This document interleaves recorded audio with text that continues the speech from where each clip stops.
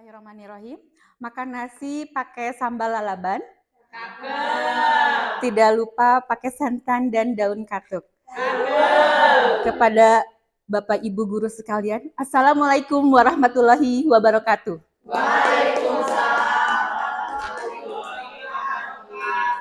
Ya, yang terhormat Bapak Kepala Sekolah yang pada kali ini diwakili oleh Ibu Hani selaku Wakasek Kurikulum SMK Negeri 1 Garut, yang terhormat rekan sejawat guru SMK Negeri 1 Garut. Alhamdulillah, puji syukur kehadirat Allah Subhanahu wa Ta'ala pada hari ini atas berkat rahmatnya kita bisa berkumpul dalam keadaan sehat walafiat.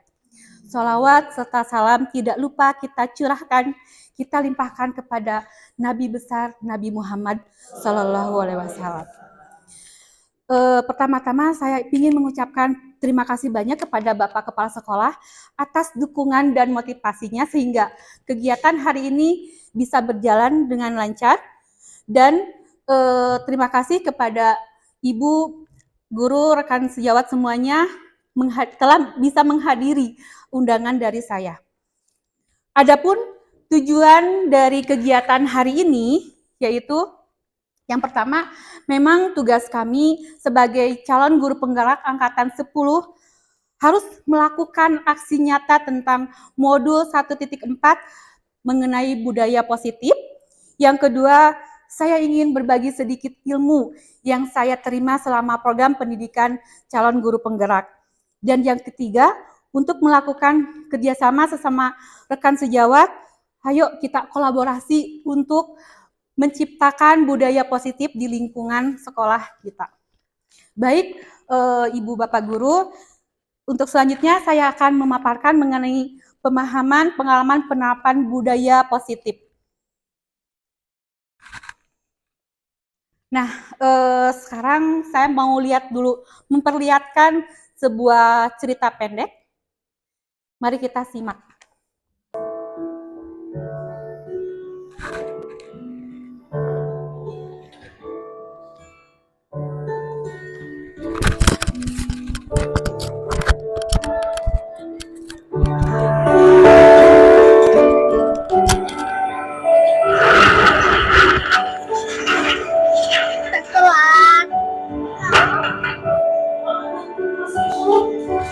Bagaimana?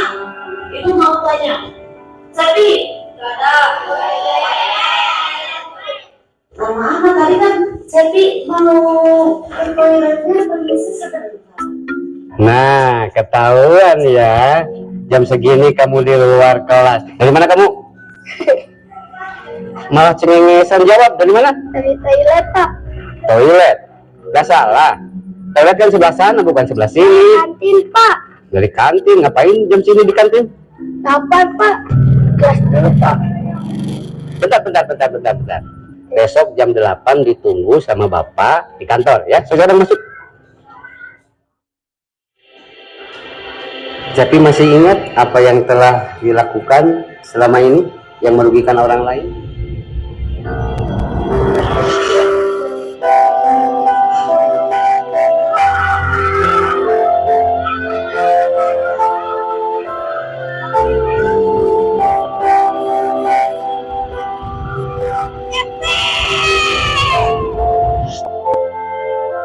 Mau berjanji tidak akan mengulanginya lagi.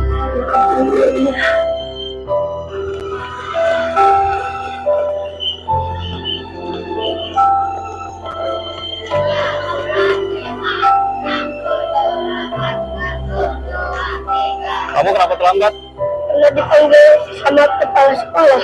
Nah, sekarang kamu pemanasan. Lari 5 kali. Ayo kamu, lari dulu 5 kali.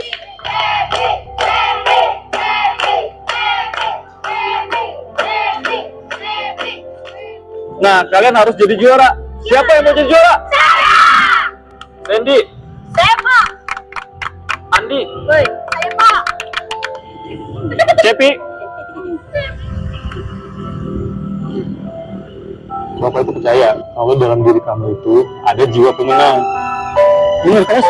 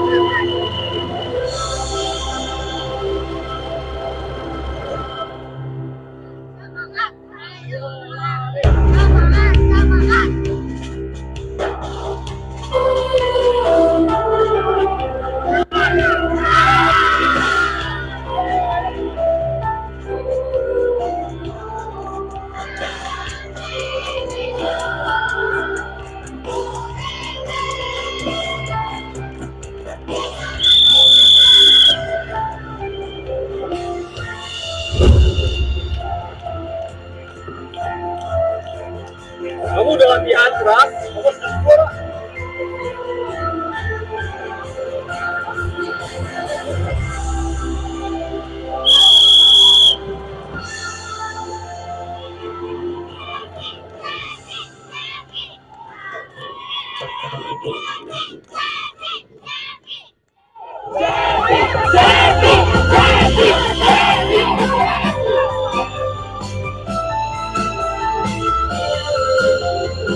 Terima kasih guruku.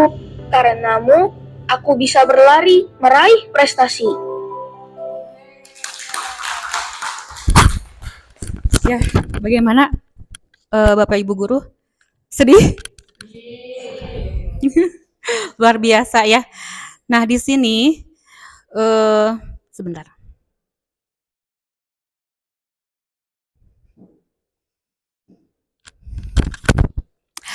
Dari ringkasan ada yang pesan yang bisa disampaikan dari cerita film pendek ini? Coba Bu Uja. Bismillahirrahmanirrahim. Dari video yang barusan kita semua simak, di sana terdapat pembelajaran besar tentunya bagi kita sebagai guru, yang mana kita sebagai guru harus mampu menciptakan sebuah budaya positif terhadap anak. Jangan pernah melihat anak hanya dari satu sisi, tapi harus melihat dari sisi lain. Karena pada dasarnya setiap anak berhak diberi kesempatan dan memiliki potensi yang besar. Mungkin seperti itu, Bu Mira. Terima kasih Bu Uja. Ya, ada lagi pendapat lain? Cukup? Sama. Ya, betul ya. Dilihat dari tadi cerita film pendek, berarti si Cepi ini butuh, dia melakukan sesuatu itu butuh apa gitu. Ada kebutuhan dasar yang kurang dari si seorang Cepi ini gitu. Salah satunya mungkin butuh kasih sayang.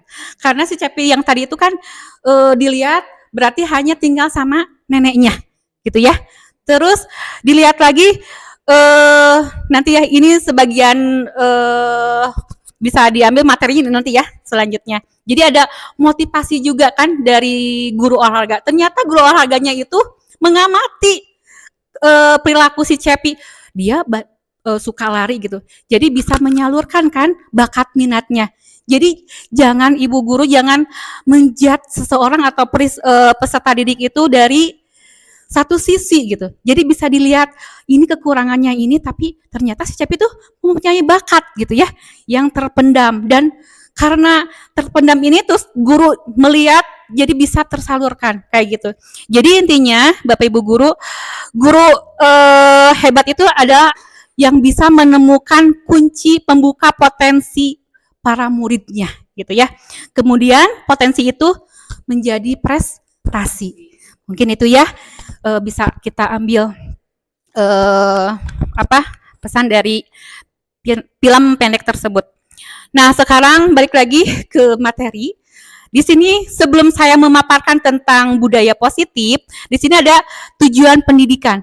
Menurut Ki Hajar Dewantara, tujuan pendidikan adalah menuntun segala kodrat yang ada pada anak-anak agar mereka dapat mencapai keselamatan dan kebahagiaan yang setinggi-tingginya, baik sebagai manusia maupun sebagai anggota masyarakat. Oleh sebab itu, pendidik itu hanya dapat menuntun tumbuh atau hidupnya kekuatan kodrat yang ada pada anak-anak agar dapat memperbaiki lakunya atau bukan dasarnya hidup dan tumbuhnya kekuatan kodrat anak. Emang ya peserta didik itu kita mendidik peserta didik itu harus sesuai dengan kodrat alam dan kodrat zaman. Kodrat alam itu seperti apa, Bapak Ibu guru? Yang dimiliki potensi dalam diri sendiri gitu. Kita tidak bisa merubah peserta didik itu. Dia udah potensinya seperti itu, kita bisa merubah enggak? Tidak ya. Nah, terus kodrat zaman kita tidak bisa dipungkiri juga. Sekarang teknologi semakin canggih, makanya harus dibarengi gitu ya. Jadi harus sesuai dengan kodrat alam dan kodrat zamannya. Seperti itu Bapak Ibu guru. Nah, di sini budaya positif. Budaya positif di sekolah yaitu nilai dan kebiasaan di sekolah yang berpihak pada murid agar mereka dapat berkembang menjadi pribadi yang kritis, penuh hormat dan bertanggung jawab sesuai dengan profil pelajar Pancasila. Baik, budaya positif yang telah diterapkan di sekolah kita, apa contohnya? Banyak kan ya, seperti morning share, terus apa lagi? Sholat duha, terus apa lagi? Mengaji, banyak ya. Emang budaya positif di sekolah kita ini sudah diterapkan ya Bapak Ibu Guru. Nah, di sini ada konsep utama modul budaya positif terdiri dari 7 materi. Yang pertama ada, yang kedua disiplin positif, yang ketiga kebutuhan dasar manusia, yang keempat motivasi perilaku manusia, yang kelima posisi kontrol guru, yang keenam keyakinan kelas, dan yang terakhir segitiga restitusi. Baik, di sini ada perubahan paradigma belajar. Dalam membangun budaya positif, sekolah dapat menyediakan lingkungan yang positif, aman, dan nyaman agar siswa mampu berpikir, bertindak, dan menciptakan dengan merdeka, mandiri, dan bertanggung jawab. Disiplin sangat berkaitan dengan kontrol guru terhadap siswanya. Di sini juga ada perubahan paradigma belajar itu menurut Dr. William Glasser mengilusikan guru itu mengontrol murid. Terus semua penguatan positif efektif dan bermanfaat. Bahwa kritik dan membuat orang merasa bersalah dapat menguatkan karakter. Terus bahwa orang dewasa memiliki hak untuk memaksa. Dari teori William Glasser ini, setuju nggak Bapak Ibu? Apakah guru yang mengontrol murid? Setuju nggak? Kalau dikontrol, iya benar ya, harus mengontrol gitu ya. Setuju berarti ya? Oke. Semua penguatan positif efektif dan bermanfaat. Jadi ada penguatan positif. Betul. Kritik dan membuat orang merasa bersalah dapat menguatkan karakter. Oke. Bahwa yang terakhir, orang dewasa memiliki hak untuk memaksa. Betul tidak? Berarti ini ada yang bertentangan dengan teori ini ya sama kita. Baik, nanti kita lanjut pelajari. Disiplin positif. Apa sih disiplin itu? Disiplin positif berasal dari bahasa Latin yaitu disiplina, yang artinya belajar. Makna asal dari kata ini berkonotasi dengan disiplin diri dari murid-murid Socrates dan Plato. Disiplin diri membuat orang menggali potensinya menuju sebuah tujuan apa yang dia hargai. Namun dalam budaya kita, makna kata disiplin telah berubah menjadi sesuatu yang dilakukan seseorang pada orang lain untuk mendapatkan kepatuhan gitu. Cenderung umumnya adalah menghubungkan kata disiplin dengan ketidaknyamanan. Benar nggak sih ketidaknyamanan? Itu teh emang buat disiplin mereka gitu ya untuk para peserta didik kita, tapi kadang tidak nyaman juga ya si anak itu. Bukan dengan apa yang kita hargai atau pencapaian suatu tujuan mulia. Terkadang emang iya betul. Seseorang itu bertindak karena ada motivasi eksternalnya, bukan dari internal gitu ya. Ini sangat betul sekali ya. Terus di sini disiplin adalah kemampuan memerintah diri sendiri dalam mengontrol dan menguasai diri untuk memilih tindakan yang mengacu pada nilai-nilai yang kita hargai dengan penuh tanggung jawab tanpa terperintah orang lain. Nilai-nilai yang kita hargai adalah nilai kebajikan, yaitu sifat positif manusia yang merupakan tujuan mulia yang ingin dicapai setiap individu ya. Terutama kalau sekarang itu khusus untuk peserta didik kita yaitu dalam profil pelajar Pancasila. Ya, selanjutnya Bapak Ibu Guru, kebutuhan dasar manusia. Nah, di sini seperti yang tadi cuplikan film pendek ya, ternyata iya seseorang itu atau manusia itu mempunyai kebutuhan dasar gitu. Realitas atau kebutuhan setiap orang itu pasti berbeda. Kita harus berusaha memahami pandangan orang lain tentang dunia gitu. Cek orang mah A, tapi belum tentu kata orang lain A gitu kan. Itu pasti berbeda-beda. Setiap orang memiliki gambaran yang berbeda. Di sini kebutuhan dasar manusia itu ada kesayangan, kesenangan. Berarti kalian masih fokus, teman-teman. Ya, cinta dan kasih sayang, terus kebebasan dan penguasaan. Nah, di sini ada kita aplikasikan atau analogikan dengan sebuah kasus. Ibu Ria, guru kelas 6 di SD Permai, sedang bingung menghadapi ulah salah satu murid di kelas bernama Agus. Beberapa anak telah datang dan mengeluhkan Agus yang sering meminta bekal makan siang mereka dengan paksa. Jika Anda menghadapi situasi seperti Ibu Ria, apa yang akan Anda lakukan? Menurut Anda, apa alasan Agus melakukan hal tersebut? Bagaimana? Saya mau pendapat dulu dari rekan-rekan semuanya. Ya, ini ya yang kebutuhan ini nih. Coba, siapa mau Ibu Lita? Silahkan Bu Lita. Ya, kalau dilihat dari kasusnya mungkin si anak ini bisa saja mungkin dari ekonomi lemah, mungkin. Iya, jadi di rumah mungkin dia tidak sempat sarapan karena orang tuanya mungkin tidak menyiapkan sarapan karena tidak ada bahan untuk menyiapkannya. Gitu. Terima kasih. Terus ya, Bu Putrinya silahkan. Oh, apa lagi? Penguasaan butuh. Jadi si anak itu teh butuh naon, Butuh apa? Untuk Kasih sayang, untuk anak ini mungkin masuknya ke dalam kesenangan. fun gitu ya. Iya, Kesenangan. iya. Oke, boleh. Ada pendapat lain? Ya, menyesuaikan, silahkan. Mungkin menurut saya Agus itu di rumahnya juga kurang kasih sayang dari orang tua sehingga dia tidak mendapat perhatian sehingga attitude-nya kurang ya, sehingga dia berani untuk merebut makanan punya temannya.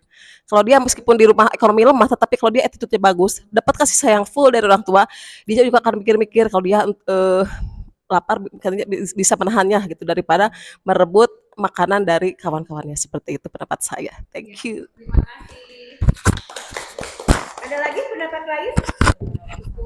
Mau opini katanya mau. Ya, silahkan. Ya, bisa jadi si Agus tersebut kurang dalam penguasaan manajerial dirinya ya Bun ya. Seperti misalnya dia kelaparan tapi dia tidak bisa memanage mana yang seharusnya ia baik lakukan gitu. Kemudian dia juga kan mengganggu teman-teman yang lain. Berarti di sini bisa jadi si Agus kurang dalam memanage diri, kurang dalam penguasaan mengelola emosinya. Ya, ada lagi? Cukup? Ya, berarti ya betul ya apa yang dikatakan teman-teman semuanya. Berarti emang iya, kita sebelum ngejudge atau mengasih hukuman, bukan hukuman ya, lebih ke konsekuensinya kepada Agus itu harus digali dulu. Ini masalahnya apa nih si Agus itu gitu. Jadi kalau sakit itu cari akar penyakitnya itu gitu. Jangan langsung kita sakit kepala langsung minum obat gitu. Nah, itu seperti itu ya. Ibuprofen gitu ya. Aduh, jadi ada sponsor nih. Maaf. Ya, seperti itu. Jadi digali dulu nih gitu, akar masalahnya apa gitu. Nah, seperti yang telah dikemukakan oleh Ibu guru semuanya, betul ya. Harusnya si Ibu Ria ini bertindak apa nih? Kalau misalkan Agus lapar dan orang tuanya tidak membawakannya bekal makan siang, itu maksudnya survival atau survival itu mempertahankan hidup. Ya, dia tuh nggak punya bekal gitu. Jadi udah diambil gitu ya, kayak gitu dipalak gitu temennya. Terus yang kedua, teman Agus jadi perhatikan Agus. Oh, ini berarti butuh kasih sayang, love and belonging gitu ya. Betul kasih sayang, ternyata si Agus itu bertindak seperti itu teh. Jadi ada perhatian. Jadi si Agus kayak gitulah gitu ya, udah tahu pasti di kelas seperti apa kalau mengalami. Terus yang ketiga, dia merasa hebat karena temannya jadi takut dan menuruti keinginan. Nah, di sini berarti kalau akar masalahnya itu berarti si Agus itu kebutuhan dasarnya itu kekuatan. dia mempunyai kekuatan gitu. Aku merasa misalkan si Agus tuh gede, jagung gede gitu kan, Jagger kayak gitu kan. Ya udahlah gitu. Aku mah udah gede gitu kan. Merasa takut teman-temannya. Ataukah Agus merasa bosan dengan bekal yang dibawakan orang tuanya karena selalu bekal yang sama. Tiap hari misalkan telur, mie dog sama ya seperti kayak kita. Nah, berarti ini Agus teh membutuhkan apa? Kebebasan gitu ya Bapak Ibu. Berarti si Agus harus tanya sama orang tua, Agus hari ini harus bekal apa gitu. Seperti itu kan. Harusnya idealnya seperti itu. Terus yang terakhir itu Agus hanya iseng dan dia menikmati ekspresi wajah temannya yang kesal. Berarti ini dia itu membutuhkan kesenangan Bapak Ibu guru. Ya, oh iya si Agus tuh berarti resep ningali temennya itu atau lihat temennya itu yang nangis atau yang kesel gitu. Jadi kita tuh harus menggali akar masalahnya dulu gitu. Jangan ngejudge langsung ke anaknya itu. Kamu langsung dihukum. Nah itu nggak boleh ya Bapak Ibu guru. Oke. Nah di sini ada hukuman dan sanksi atau konsekuensi. Di sini juga ada kasus Bapak Ibu guru. Nah nggak apa-apa ya. Karena emang kalau misalkan materi tidak diaplikasikan ke kasus, nanti kita remang-remang gitu ya. IPA kurang menguasai pelajaran matematika. Nah, di sini ada guru matematika? Ya. Bu Fia ya. Oke. Cocok ya ini buat nanti kalau ada kasus seperti ini. Sehingga pada saat pelajaran tersebut berlangsung dia lebih banyak berdiam diri atau menggambar di buku pelajarannya. Pada saat guru matematikanya, di sini mah Pak Seno, maaf ya Bu Fia. Pak Seno menanyakan pertanyaan. IPA menjadi gugup dan tak sengaja menjatuhkan tasnya dari kursi. Serta tiba-tiba menjadi gagap pada saat berupaya menjawab. Seluruh kelas pun tertawa melihat perilaku IPA yang bicara tergagap dan terkejut tersebut. Pak Seno pada saat itu membiarkan teman-teman IPA mentertawakan IPA yang tergagap dan malu luar biasa. Dan malahan minta IPA untuk maju ke depan dan berdiri di depan kelas sambil menunjuk hidungnya karena tidak bisa menjawab. Ini rasanya guru kayak gitu nggak sih? Kita enggak ya? Jangan. Terus kelas makin gaduh dan anak-anak pun tertawa melihat IPA di depan kelas memegang ujung hidungnya. Baik. Dari kasus ini, apakah Anda setuju dengan tindakan Pak Seno terhadap IPA? Mengapa? Setuju enggak, Bapak Ibu? Ya, pasti kita tidak ya. Audzubillah jangan begitu ya. Terus mengapa?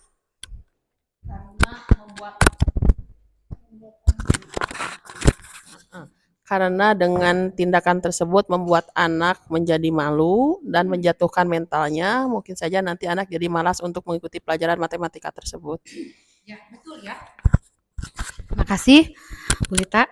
Ya betul ya, jadi membuat anak itu menjadi down gitu ya. Jadi minder nantinya ya, begitu. Terus menurut Anda tindakan Pak Seno terhadap IPA adalah perbuatan hukuman atau konsekuensi? Hukuman ya. Kalau konsekuensi seperti apa? Ya, Kalau menurut saya apa yang dilakukan oleh Pak Seno sendiri adalah sebuah hukuman ya terhadap IVA. Karena di sini dilakukan secara refleks tiba-tiba gitu, dilakukan terhadap IVA dengan secara tiba-tiba hingga menimbulkan kecemasan atau mungkin ada rasa malu dalam diri IVA. Sedangkan apabila konsekuensi itu pasti ada perjanjian dulu, ada kesepakatan dulu. Apabila ada kesalahan dalam pembelajaran kita atau misalnya kekurangan apa, maka yang harus dilakukan kita selanjutnya adalah ini. Jadi di sini Pak Seno tidak membuat keyakinan sebelumnya dan melakukan tindakan yang secara langsung atau refleks menghukum IPA. Jadi menurut saya itu hukuman. Terima kasih. Terima kasih. Aduh, ini rekan-rekan saya itu pada hebat ya. Padahal Mas saya belum membuka materi tentang keyakinan. Wah, tapi sini sudah tersentuh gitu ya. Ya, baik ya. Benar sekali apa yang dipaparkan oleh Ibu Bapak Guru ya di sini. Nah, ternyata di sini ada hukuman dan sanksi atau konsekuensi. Di sini ada beberapa perbedaan. Nanti saya share ya untuk materinya biar lebih detail Ibu Bapak Guru Nah, saya ini mau fokus ke sini. Ada yang negatif, netral, dan positif. Nah, di sini. Di sini ada negatif, ini ada identitas hukuman, ada disiplin konsekuensi, dan restitusi. Restitusi sendiri nanti ada saya akan paparkan materinya yang terakhir. Di sini hukuman. Pasti kalau hukuman itu konotasinya negatif ya, Bapak Ibu guru. Di sini awas kalau dilakukan lagi ya, nanti awas kamu ya. Nah, seperti itu. Coba kalau konotasinya yang positif seperti apa? Ini kan kita akan menerapkan budaya positif. Jadi di kelas itu diusahakan berbicara itu yang positif. Kalau awas berarti hati-hati, bisa nggak kayak gitu? Hati-hati gitu ya. Jangan telat. Berarti tepat waktu. Nah, berarti kata-kata yang negatif itu dibuang aja lah gitu ya. Jadi harus beralih ke yang positif. Terus netral, lakukan apa yang saya katakan, yaitu berarti natural gitu ya. Seperti itu. Terus yang positifnya yang tadi ya, apakah hal ini yang sesungguhnya ingin kamu lakukan ya? Kalau misalkan anak berbuat sesuatu seperti tadi, digali dulu masalahnya apa, jangan langsung menghukum gitu ya. Intinya itu Bapak Ibu guru. Nah, di sini materi yang keempat yaitu teori tentang motivasi. Motivasi ini ada dua ya, Bapak Ibu guru. Jadi ada motivasi intrinsik dan motivasi ekstrinsik. Nah, di sini teori perilaku manusia, motivasi eksternal untuk menghindari ketidaknyamanan atau hukuman. Apa yang akan terjadi apabila saya tidak melakukan? Berarti ya, kamu harus bawa ini gitu kan. Apa kalau untuk bawa ini apa gitu kan, berarti dia itu tidak sadar diri gitu ya untuk aku udah bawa ini karena emang kewajiban. Nah, seperti itu. Jadi itu mah dia melakukan sesuatu itu karena ada motivasi dari eksternal atau orang luar. Terus motivasi eksternal juga untuk mendapatkan imbalan dari orang lain atau institusi apa yang saya dapatkan apabila saya melakukannya. Jadi ini seseorang itu ingin selalu dihargai, mendapat hadiah. Ternyata itu hadiah untuk peserta didik kita itu ada konotasi negatifnya Bapak Ibu guru. Berarti itu termasuk ke motivasi eksternal. Dan bagaimana cara merubahnya kita dari motivasi eksternal ke motivasi internal yang menumbuhkan secara dalam diri sendiri. Untuk menghargai diri sendiri. Saya akan menjadi orang seperti apa apabila saya melakukannya. Nah, seperti itu. Mungkin itu perbedaannya ya. Lanjut lagi. Oh iya, di sini biar tidak jenuh saya terus dari tadi. Biar rekan semuanya juga tidak ngantuk. Nah, kita ngisi dulu ya. Di sini ada pertanyaan atau tindakan guru. Nah, untuk yang pertama, mencatat 100 kali di dalam buku kalimat saya tidak akan terlambat lagi karena terlambat ke sekolah. Itu masuknya hukuman atau konsekuensi? Hukuman. Iya, berarti itu masuknya ke hukuman. Oke. Berarti yang kedua, lari mengelilingi lapangan basket 2 kali karena terlambat hadir di sekolah. Itu hukuman atau konsekuensi? Hukuman. Konsekuensi. Ada konsekuensi, ada hukuman. Jadi yang mana ini? Ayo. Lari mengelilingi lapangan basket. Hukuman. Deal? Deal. Hukuman? Oh, berarti lari mengelilingi lapangan basket 2 kali karena terlambat hadir di sekolah. Oke. Yang ketiga, membersihkan coretan yang dibuatnya di meja tulis. Konsekuensi ini udah jelas. Terus murid diminta untuk push up 15 kali karena tidak menggunakan masker ke sekolah. Hukuman. Terus menggantikan kertas tugas teman yang telah dicoret-coret. Konsekuensi ya. Berjemur di lapangan basket pukul 12 siang. Wow, karena mengobrol dengan teman. Hukuman ya, ini pasti. Murid diminta bertelanjang kaki sepanjang hari karena tidak menggunakan sepatu warna hitam sesuai peraturan sekolah. Hukuman, konsekuensi. Udah ada aturan loh. Ini pernah terjadi di sini. Kalau ini berat. Nah, oke. Nanti selanjutnya kita bedakan apa itu hukuman, apa itu konsekuensi. Selanjutnya berdiri di depan kelas sambil mengangkat kaki satu karena tidak bisa menjawab pertanyaan. Hukuman ya. Membersihkan tumpahan air di meja tulis karena tersenggol pada saat belajar. Konsekuensi. Ya, tapi itu Bapak Ibu udah paham ya tentang hukuman, konsekuensi kayak gitu ya. Alhamdulillah. Oke, kita lanjut ke materi selanjutnya. Di sini ada restitusi posisi kontrol guru. Ada 5 posisi kontrol guru ya. Yang pertama, penghukum. Yang kedua, membuat merasa bersalah. Terus yang ketiga sebagai teman, yang keempat sebagai pemantau, yang kelima sebagai manajer. Nah, dari sini, saya mau berjalan dulu ke sini. Dari tadi yang depan aja. Nah, Ibu Nia. Iya. Ibu Nia selama ini sebagai posisi kontrol guru sebagai apa nih, Bu? Coba. Sebagai manajer, Oke. teman, Teman juga. Baik. pemantau. Pemantau berarti Ibu Nia ini sebagai teman, pemantau, manajer. Baik. Sekarang kalau saya ngulin ke sana berarti jauh. Di sini aja, Bu Irna. Selama ini Bu Irna sebagai apa? Coba. Sebagai teman, Teman. Ya. sebagai pemantau, manajer juga iya. Sebetulnya penghukum dan pembuat merasa bersalah juga iya.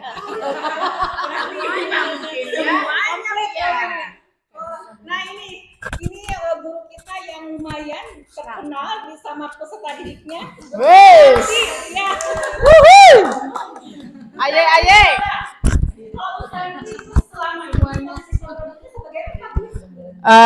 Kalau menurut saya dan saya pribadi sendiri, kelima-limanya sudah saya rasakan gitu ya. Penghukum iya, membuat merasa bersalah, teman apalagi gitu. Barusan juga ada anak apa ya yang minta transferin, Masya Allah gitu ya. Pemantau juga, CCTV dan manajer apalagi gitu. Jadi kesemuanya kelimanya ini saya sudah lakukan dan sudah saya rasakan kepada anak didik. Berarti ya rata-rata semuanya ternyata ya Bapak Ibu guru ya. Berarti penghukum, pembuat merasa bersalah, teman, pemantau dan sebagai manajer. Nah di sini kita ice breakingnya tapi nonton aja ya, nggak apa-apa.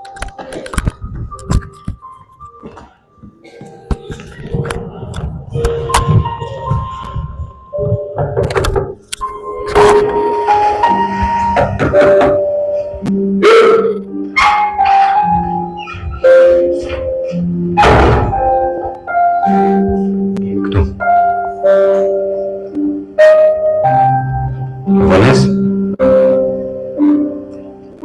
Bisa nggak Bonas? Bisa datang.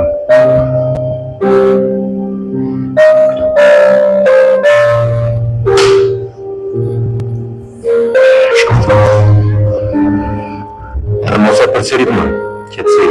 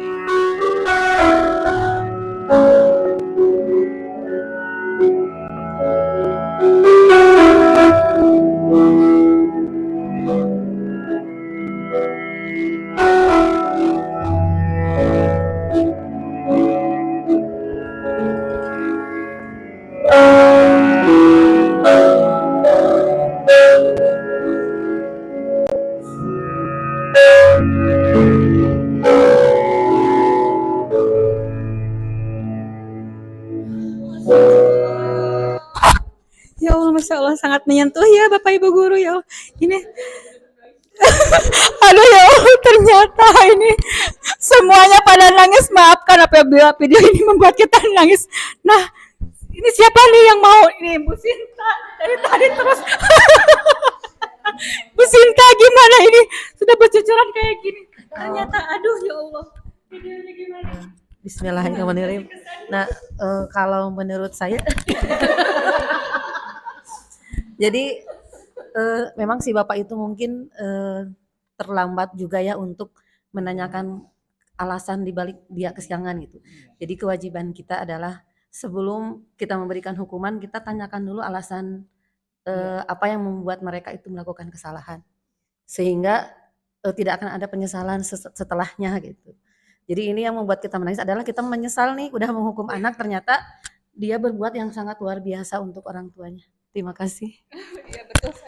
Nah ini Bu Pia juga tadi langsung bercucuran. Gimana Bu Pia nih? Aduh ya Allah. Tega. Sangat iya ya. Sedih. Ya penyesalan emang bener terakhir ya gitu kan. Jadi bener tidak harus melakukan hukuman dulu, tapi kudu ditanyain dulu gitu.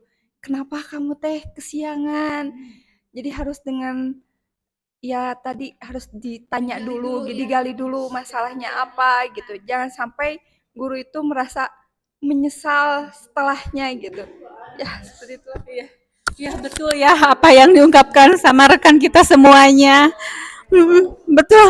Ini membuat kita semua melo. Iya. Betul. Iya betul ya. Ya baik ya. Jadi emang mungkin tapi tadi kalau dilihat juga ya dari film tadi tuh si anak itu mungkin dari awalnya udah ada keyakinan kelas atau kesepakatan juga, tapi dengan cara seperti itu.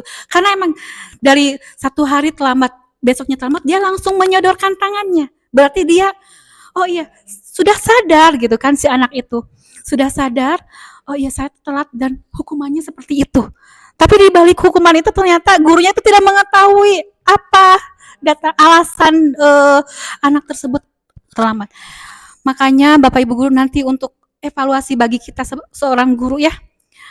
Ya ini bisa jadi evaluasi ya, jangan langsung ngejudge gitu ya kepada anak yang telat datang ke sekolah. Baik Bapak Ibu Guru, nah di sini tadi ada 5 posisi kontrol guru ya. Di sini ada kayak pernyataan-pernyataan. Saya kecewa sekali dengan kamu. Nah itu teh merupakan membuat orang merasa bersalah. Kita pasti pernah ya. Berarti ya, itu kita pernah ya di posisi kontrol seperti itu. Terus pernyataan yang kamu tidak pernah benar melakukannya. Pernah enggak? Nah, kalau itu penghukum. Kita sebagai manusia ya pasti gitu ya. Ayolah lakukan demi ibu atau bapak. Nah, ini sebagai apa tadi? Teman. Kayak tadi Ibu Santi ya, nge-transfer gitu ya. Muridnya minta ditransfer gitu oleh gurunya. Ya, Masya Allah. Ya, jadi itu sebagai teman ya Bu Santi. Terus apakah kamu mau mendapatkan stiker bintang hari ini? Nah, berarti itu pemantau. Berarti ini diembel-embelin ya. Kalau misalnya biasanya ini diterapkannya di sekolah dasar ya. Bintangnya banyak kayak gitu ya. Bagaimana kamu bisa menyelesaikan masalah ini? Nah, ini mah manajer. Jadi ditanya dulu gitu. Seperti itu. Terus kamu selalu yang paling terakhir.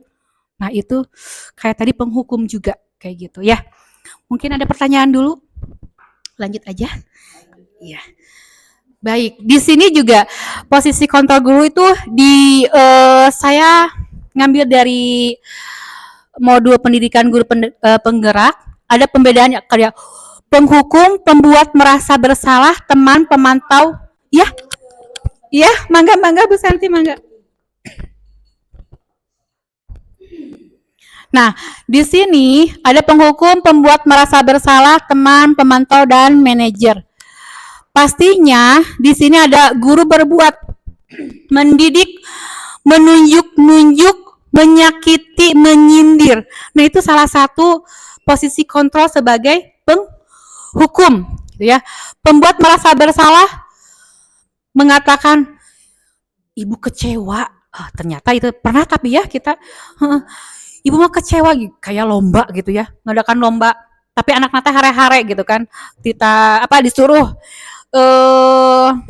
belajar susah gitu. Jadi itu ibu meni kecewa, ibu teh udah milih kamu tapi ternyata kamunya meni hal-hal kayak gitu ya. Aduh, ternyata itu teh membuat merasa bersalah dan itu juga tidak benar ya. Sebagai teman membuat alasan-alasan untuk muridnya. Ayolah lakukan ini demi ibu. Kadang kita juga suka gitu ya. Gitu tapi it's okay lah kalau gak gitu mah ya gitu. Atulah gitu kan tolong. Tapi kan kita juga ada kata-kata yang minta tolongnya. Enggak semena-mena gitu ya Bapak Ibu Guru. Terus pemantau. Nah di sini apa aturannya gitu kan. Jadi emang kalau pemantau itu kita mantau ke peserta didik. Kalau dia melakukan hal-hal yang tidak sesuai dengan aturan, berarti itu pemantau gitu. Terus manajer. Manajer ini apa yang kita yakini, apa yang bisa kau kerjakan untuk memperbaiki masalah ini. Nah, di sini lebih ke manajer ini menurut saya, tapi beda-beda ya. Posisi kontrol yang the best gitu. Seorang menjadi manajer. Jadi digali dulu. Mangga silahkan.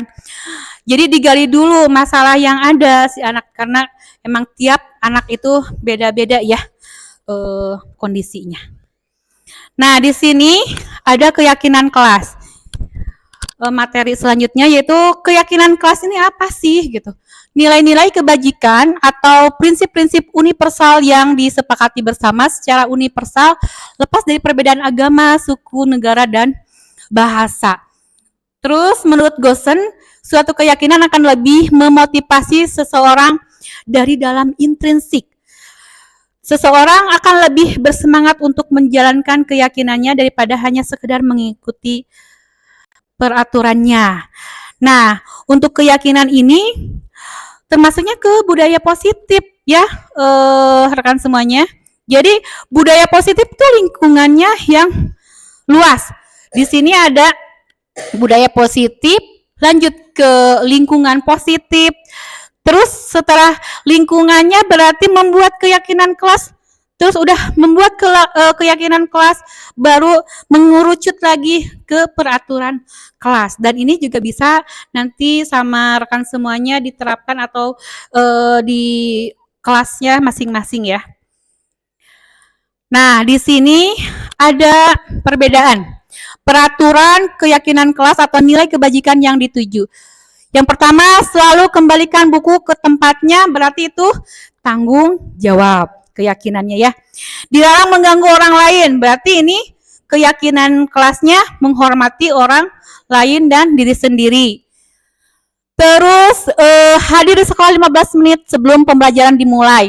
Berarti ini keyakinan kelas itu menghormati orang lain, komitmen pada tujuan atau berkomitmen.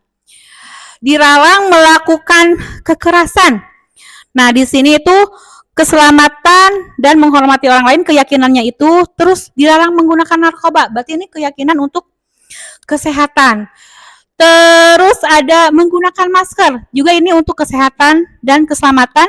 Jangan berlari di kelas atau koridor. Berarti ini keselamatan dan keamanan. Nah, pembentukan keyakinan kelas. Tapi sebelumnya kita ice breaking lagi yuk. Coba ini berikutan dengan keyakinan kelas ya. Kayak gini.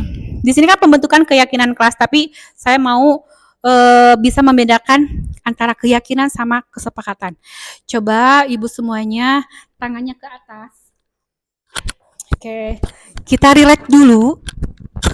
Ya, gini-gini aja lah. Gitu ya, biar enggak jenuh, biar enggak. Oke. Udah, ke bawah lagi. Oke. Tangan kanannya. Oh, sekarang pas ya, berhadapan, saling berhadapan. Ya, berdua. Nah, oke, berhadapan. Oke. Berhadapan ya. Oke. Oh, jangan berpegang. Ya, berhadapan dulu aja, berhadapan. Oke. Berhadapan udah? Oke. Tangan kanannya gini. Oke. Di tangan kanan rekan semuanya ada benda yang paling berharga. Bayangkan itu apa gitu? Mau suami, mau anak, mau uang, ya pokoknya itu yang paling berharga. Oke. Coba kepalkan tangan, pegang erat-erat. Udah dipegang? Coba dipegang ya. Oke. Coba ini rekannya, coba diolok, dirayu. Bisa enggak dibuka tangan genggamannya? Nah, coba gini. Boleh rekan semuanya diskusi. Itu apa gitu? Oh, anak. Oke. Boleh diminta? Boleh diminta enggak? Enggak. Oh. Coba dirayu sehingga bisa membuka, bisa enggak gitu? Bu Eka, disekolahin sama aku anaknya, buat aku. Pokoknya mas segala apapun sama aku diinin biar dibuka. Tidak. Ayo Bu Eka.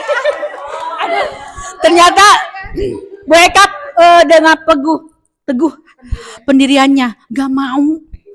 Nah, ini mau nggak dibuka? Enggak. Ini isinya apa, Bu? Enggak ada. Nggak bisa dirayu? Tidak bisa. Ini adalah kejujurannya. Salah kejujuran. Nah, kalau yang sisi sebelah sini bisa nggak dirayu? Barang berharga yang ada di diriku. Ngintip aja, Ngintip. Gak mau. Apa emang isinya? Anakku dan suamiku. Jadi Tidak mau dibagi. Tidak mau dibagi. Tidak boleh dibagi katanya Bapak Ibu. Nah, ini nih. Coba, ini apa isinya? Ini apa isinya? Ini apa ya? Apa? Boleh nggak diintip? Nggak boleh. Saya tuker sama Mercedes. Masih nggak ada. Emang ini apa isinya, Bu? Ini teh kesabaran. Masya Allah, ya Rahman, ya Karim. Aduh, betul ya.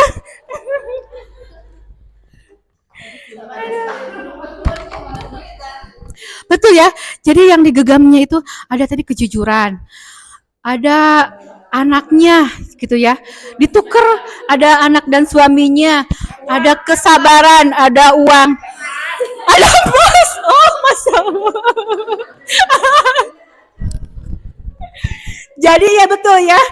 Oke, kalau kita udah yakin mau ditukar sama yang lebih berharga juga. Kalau udah yakin, kita mau udah yakin, gak mau meskipun ditukar sama yang lebih berharga juga gitu. Karena emang keyakinan gitu milik kita gitu ya. Kalau udah yakin berarti kita bertanggung jawab, gitu ya. Nah, itu mungkin kalau kesepakatan beda lagi, ya. Kalau kita ini punya sesuatu yang berharga, tapi kan di awal kita udah sepakat, kamu akan membuka kalau ini, gitu. Beda sama keyakinan. Mungkin gitu ya Bapak Ibu Guru. Nanti Bapak Ibu Guru juga bisa diaplikasikan di kelas, membuat keyakinan kelas. Kalau anak sudah membuat keyakinan kelas, itu ada rasa tanggung jawabnya, beda dengan kesepakatan. Nah, seperti itu ya. Baik, lanjut ke materi boleh? Ya, jadi pembentukan keyakinan itu bersifat lebih abstrak daripada peraturan yang lebih rinci dan konkret. Terus keyakinan kelas berupa pernyataan universal, pernyataan keyakinan kelas dibuat dalam bentuk positif. Jadi gini, kayak tadi yang sudah dipaparkan, jangan telat, berarti harus masuk kelas tepat waktu. Nah, seperti itu. Terus apalagi ya? Ya pokoknya jangan memaparkan apa yang negatif. Jadi harus pernyataannya itu harus positif. Keyakinan kelas hendaknya tidak terlalu banyak sehingga mudah diingat dan dipahami. Keyakinan kelas sebaiknya sesuatu yang dapat diterapkan di lingkungan tersebut. Semua warga kelas ikut berkontribusi dalam pembuatan keyakinan kelas lewat kegiatan curah pendapat. Dan yang terakhir, bersedia meninjau kembali keyakinan kelas dari waktu ke waktu. Jadi itu ada perbedaan ya, kesepakatan sama keyakinan kelas. Nah, di sini boleh ya saya mentayangkan.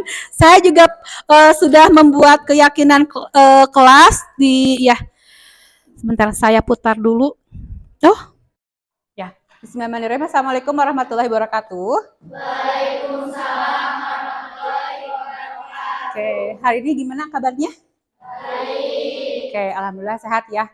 Nah, hari ini Ibu akan membuat keyakinan kelas. Sebelumnya kalian kan membuat apa? Kesepakatan kelas. Apa bedanya keyakinan sama kesepakatan kelas? Cung, ada yang tahu? Ayo. Apa? Ya. Nilai-nilai kebijakan yang ditentukan wilayah diri pasti dijalankan oleh seluruh. Oke, berarti sebuah nilai-nilai kebajikan yang harus dilaksanakan oleh semua anggota kelas. Jadi ini merupakan kesepakatan yang dibuat bersama gitu ya. Nah, sekarang Ibu mau kalian membuat keyakinan kelas supaya apa? Di dalam keadaan kelasnya itu tertib gitu kan. Nah, Ibu akan membagikan post-it. Di sini kalian boleh nulis keyakinan seperti apa atau impian kelas seperti apa yang kalian inginkan. Siapa yang akan membagikan post-it ini? Ya, silakan nih. Satu orang, satu lembar ya.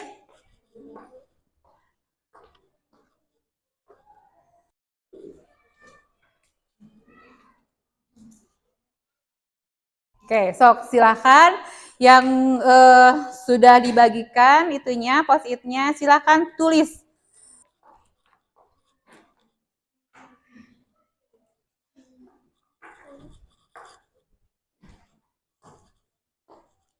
Coba, sudah? Sudah ditulis? Oke.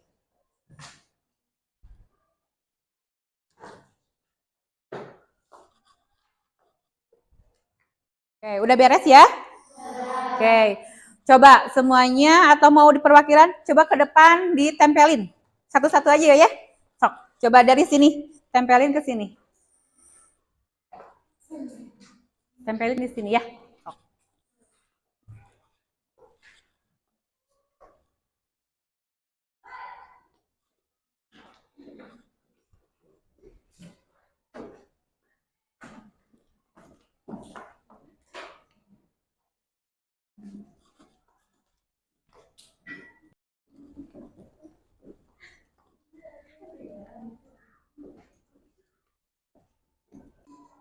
Oke, ini udah beres ya semuanya. Baik. Di sini ada yang mau kelas bersih, kompak. Terus saling menghormati, saling menghargai sesama warga kelas. Tetap menjaga kerapihan, kebersihan, dan asri. Saling menghormati, menghargai. Oke. Berbicara sopan dan bersifat santun. Terus saling menghormati dan menghargai. Menjaga kebersihan. Terus apa lagi ini? Oke. Nah, ini udah semuanya ditempel. Kita kerucutkan keyakinan kelas seperti apa yang ingin kalian sepakati, gitu ya. Di sini berarti keyakinan kelas.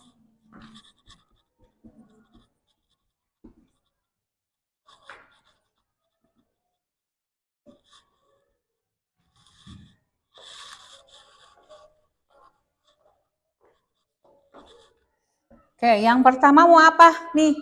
Ini di sini ada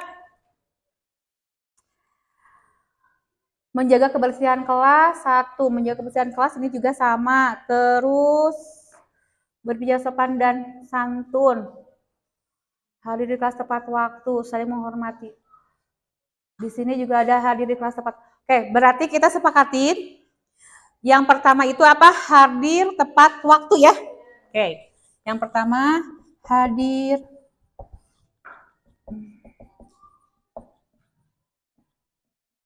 Oke, yang kedua. Yang kedua mau apa? Di sini menjaga kebersihan. Oke. Menjaga kebersihan kelas. Oke. Yang ketiga apa? Berbicara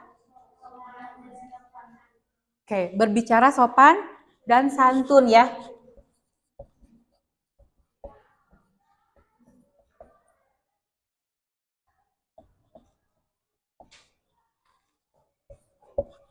Apalagi?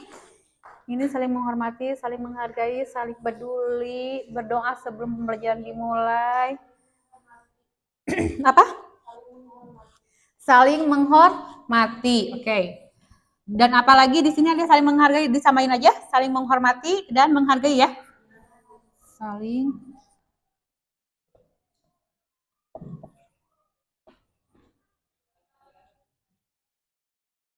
Oke, apalagi?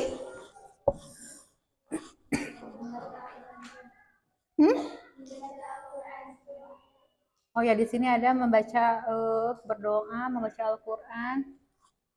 Di sini juga ada berdoa. Oke, berarti kita sepakatin ya. Di jam pertama itu apa? Sama membaca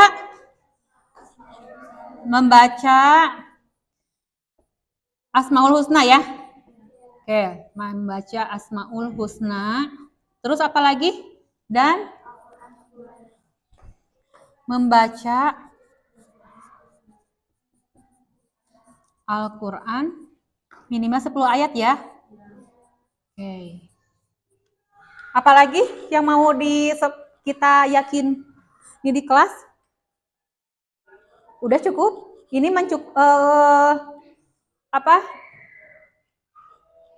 Sudah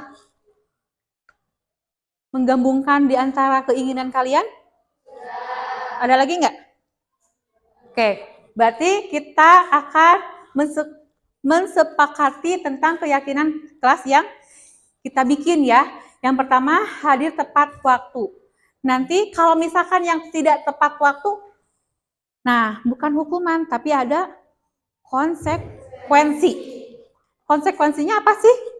Ini kalau hadir tidak tepat waktu, misalkan udah ada guru nih yang masuk di kelas, terus yang khususnya sih ibu ya, guru yang akan mengajar.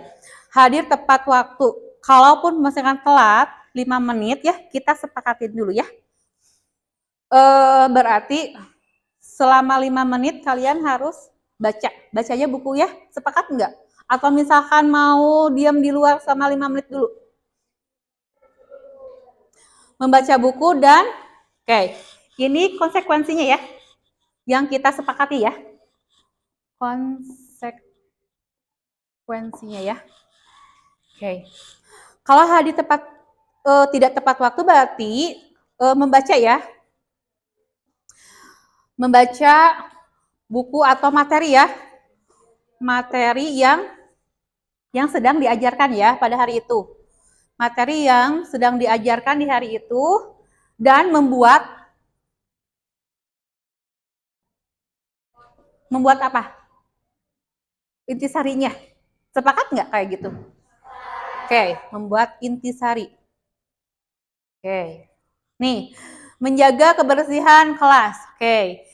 Ini kalau misalkan kelasnya, ibu udah datang terus kelasnya masih kotor, konsekuensinya apa? Berarti bersih-bersih dulu ya. Berarti ibu nggak bakalan masuk dulu sebelum bersih. Deal? Oke. Terus berbicara sopan dan santun. Kalau nih, kadang kalian suka bicaranya, ada bahasa binatang atau bahasa gaul. Ya, ada kadang-kadang kan itu respect atau spontan, kadang mah ibu gitu kan. Tapi kalau kan ini udah kesepakatan ya, kalau ada yang berbicara tidak sopan, itu harus apa konsekuensinya? Coba. Nah? Didenda. Denda gimana? Didenda Rp1.000 gitu. Oke, ini ke konsekuensi. Gak apa-apa. Tapi kalau kan ini udah kesepakatan kita ya. Kalau misalkan ada yang bilang wow gitu kan. Yang tidak sopan, harus apa? Ayo. Dijewer? Oh, atuh karunya, dijewer mah jangan. Minta maaf ke orang yang misalkan kalau misalkan spontanitasnya misalkan bicara langsung gitu kan, betul ya udah minta maaf aja ya ke semua orang yang mendengarnya ya, maaf gitu kan, nggak apa-apa ya, saya keceplosan kayak gitu, boleh? Oke.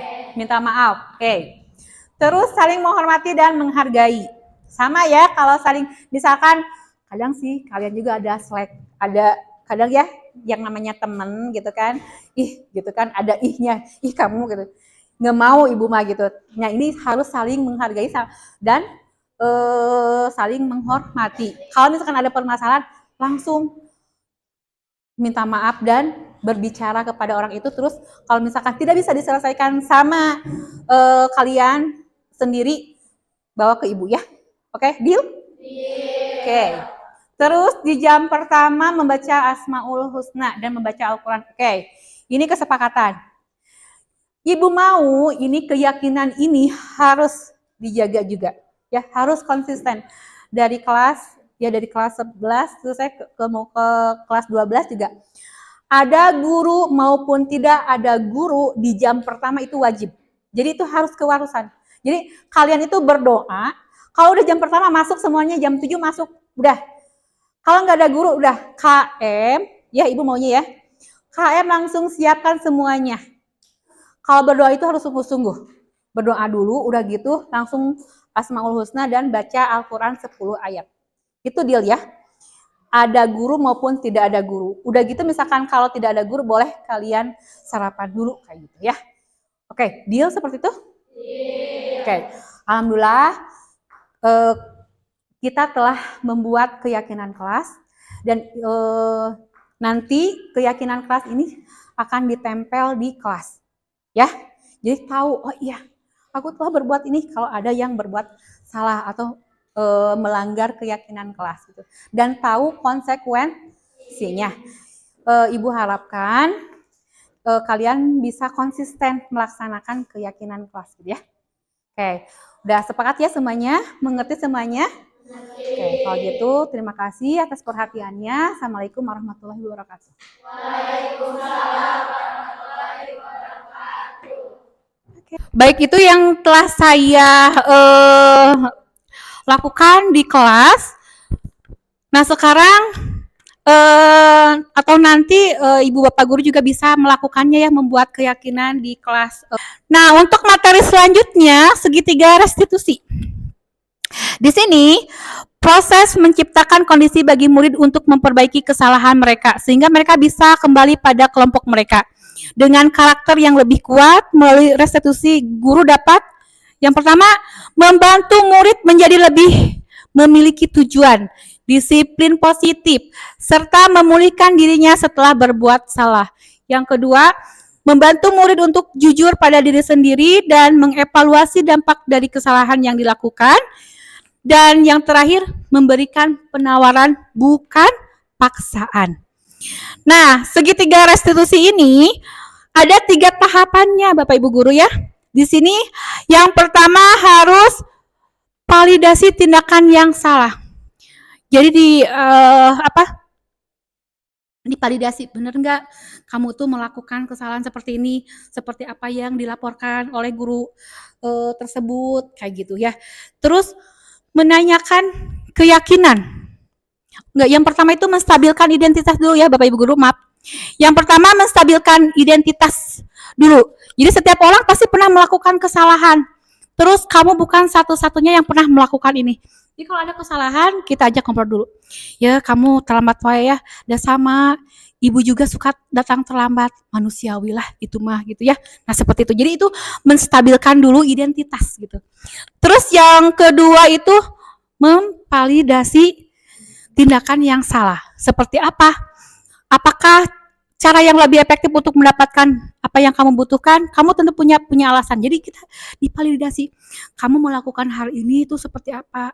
Karena apa gitu ya? Seperti itu. Terus datang wae kayak kemarin tuh saya kasusnya menangani yang suka telat. Ternyata si anak ini suka pakai angkot pagi-pagi, terus kalau pagi-pagi ibu suka ngetem angkotnya kayak gitu ya. Setelah itu kita menanyakan keyakinan, oke kalau itu teh udah melanggar peraturan keyakinan di kelas enggak, kalau suka telat kayak gitu ya. Jadi tanya dulu kayak gitu, digali, terus kita kasih solusi. Nah, di sini kita jabarkan lagi tahapan segitiga restitusi itu. Yang pertama menstabilkan identitas, yaitu berbuat salah itu tidak apa-apa, seperti itu. Tidak ada manusia yang sempurna. Saya juga pernah melakukan kesalahan seperti itu. Kita bisa menyelesaikan masalah ini gitu ya. Terus yang kedua, validasi tindakan yang salah. Kamu pasti punya alasan mengapa melakukan hal itu. Kayak gitu ya. Terus kamu patut bangga pada dirimu sendiri karena kamu telah melindungi sesuatu yang paling penting buat kamu. Kalau misalkan itu yang dilakukan kayak tadi ya di film pendek yang awal-awal, nah itu seharusnya divalidasi dulu tindakan yang salahnya itu seperti apa. Terus menanyakan keyakinan, karena emang di kelas itu udah membuat suatu keyakinan kelas gitu. Apa yang kita percaya sebagai kelas atau keluarga, apa nilai-nilai umum yang kita telah sepakati gitu. Kalau misalkan melanggar keyakinan kelas itu harus ada konsekuensinya. Jadi ada pelanggaran kayak saya itu yang telat misalkan ke kelas, dia harus membaca dulu pelajaran, terus kasih membuat rasumunya, intisarinya kayak gitu. Terus kalau misalkan kelas kotor, berarti harus dibersihin dulu. Jadi sayanya nggak bakal masuk dulu kalau ruangannya masih kotor kayak gitu ya. Nah, di sini sih saya membuat kemarin juga ada penerapan segitiga restitusi. Kasusnya nih si Anissa itu tidak terima pekerjaannya, selalu dicontek oleh si Piras, teman sekelasnya, sehingga si Anissa ini marah sehingga tidak bisa menahan emosinya. Nah, coba ya, seperti ini yang saya telah lakukan di kelas. Ya, sama Piras. Kenapa? Karena saya tuh kesel melihat Piras mencontek pekerjaan saya gitu. Dia marah karena telah mencontek pekerjaan apa yang kamu lakukan? Karena saya emosi, Bu. Saya sampai Piras Terus apa yang dia catat tuh aku robek kertasnya. Kalau sampai segitu ya. Kesel ibu. Ya, sebenarnya ibu juga menghargai ya pasti saat menghadapi karena kesal dan emosi ya gitu. Tapi nah bisa telah melakukan atau menyalahi kesepakatan wasit yaitu apa coba yang telah melanggar? Menghargai sesama. Jadi Nisa itu tidak menghargai sesama atau tidak menghargai teman. Menghargai teman itu penting atau tidak? Penting. Nah, berarti sekarang Nisa kalau untuk menghargai teman itu, kalau terjadi masalah seperti ini, apa yang akan Nisa lakukan? Mungkin saya bakal nyoba buat nahan emosi saya ibu, terus saya akan melaporkan ke wali kelas atau ke guru mata pelajaran yang bersangkutan. Gitu ya. Jadi nanti untuk tindakan selanjutnya ke depannya Nisa harus menahan emosi ya, harus sabar, terus jangan langsung bertindak ya, dia langsung dulu ke kelas ataupun dulu nanti ya kalau itu misalnya sudah selesai bisa boleh ya. Makasih Bu.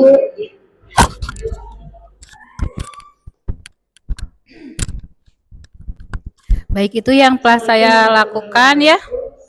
Ini juga ada testimoni yang telah penerapan segitiga restitusi. Sudah berdiskusi dengan saya untuk masalah yang menimpa saya. Dari sini saya dapat belajar untuk menahan emosi dan dapat menghargai sesama teman. Dengan begitu saya ucapkan terima kasih. Wassalamualaikum warahmatullahi wabarakatuh. Oke. Ini juga sama ya, saya telah. Nah, mungkin udah di akhir kegiatan. Nah, di sini saya ingin menanyakan, apakah Bapak Ibu setuju? Yang pertama itu pemberian hukuman dapat mendisiplinkan murid. Nah, berarti udah paham ya. Dari awalnya ada yang setuju ya, ada yang tidak. Ternyata setelah melihat paparan yang saya paparkan tadi, berarti memberi hukuman itu tidak setuju ya, dapat mendisiplinkan murid. Yang kedua, pemberian hadiah dapat meningkatkan motivasi belajar murid. Tidak juga ya, tidak setuju karena itu akan itu karena motivasi ekstrinsik ya. Jadi kita mau menumbuhkan motivasi intrinsiknya bagaimana gitu. Terus yang ketiga, guru harus mampu memberikan solusi untuk murid yang bermasalah. Itu setuju atau tidak? Ada yang tidak, ada yang setuju. Setuju? Oke. Berarti ini ada yang setuju, ada yang tidak. Karena emang murid itu harus mampu juga ya gitu. Tapi misalkan kalau murid kita tidak mampu, berarti kita kasih solusi kayak gitu ya. Nomor 4, berarti guru harus berperan sebagai teman bagi murid. Itu setuju banget ya. Betul? Iya. Mungkin pemaparan dari saya dicukupkan sekian. Intinya mari teman-teman semua kita aplikasikan budaya positif di lingkungan sekolah kita supaya sekolah SMK Negeri 1 Garut ini menjadi lebih baik lagi. Mohon maaf apabila ada perkataan yang kurang berkenan. Wassalamualaikum warahmatullahi wabarakatuh.